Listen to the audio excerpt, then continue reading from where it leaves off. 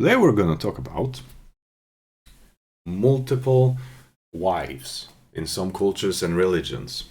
Because even in paganism, in Germanic brand of paganism, it was said that sometimes multiple wives in a marriage were allowed.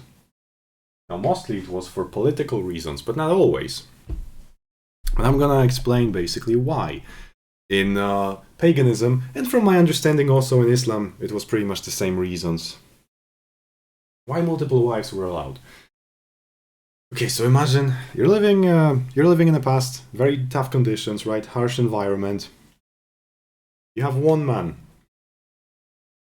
and he has only one wife, and that wife can only bear a single offspring at a time. If you want to build a dynasty, if you're some sort of like ruler or whatever, that's not gonna cut it, right? Because this is, pretty far back. A single disease, like you catch a cough, you're dead. Like your child has like a very high chance of not making it, past the age of 2. So you have to kind of ensure the safety of your bloodline, right? You catch that? Now, it's not exactly fair, but yeah, it's just the most convenient and the most practical for a man in these times to have multiple wives, because then one man can give every one of these women that he married their own child, right? It's not just like his children that they're bearing. No, every single woman then has her own child and also furthered her own bloodline and the bloodline of her ancestors. Now, it's not fair because biology isn't fair. If you're gonna do it the other way around, you have a one woman who has like 5 husbands, which never happened in any culture or any faith. It's because, well, think about it practically.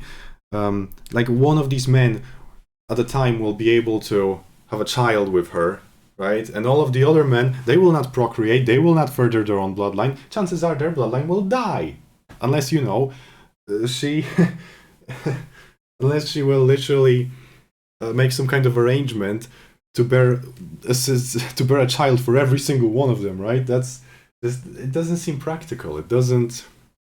And of course, this is for very special times. This is for very specific, strong bloodlines that needed to survive and needed to be strong, because this treats women like objects. I'm just gonna say it how it is. It treats women like objects. This treats them like baby-making machines. This isn't good. This doesn't take into considerations their spiritual needs, their emotional needs, their romantical needs. It objectifies them absolutely, and I don't think that this is something that we should practice right now, because because we no longer live in these harsh environments. There is no need for it. Right now, you can find a life partner, and you can be content with just having her your entire life.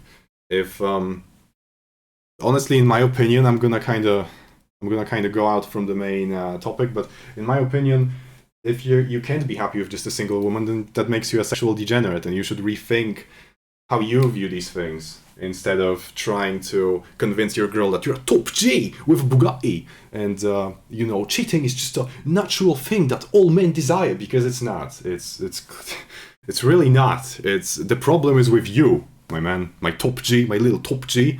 So yeah, that's it. See ya.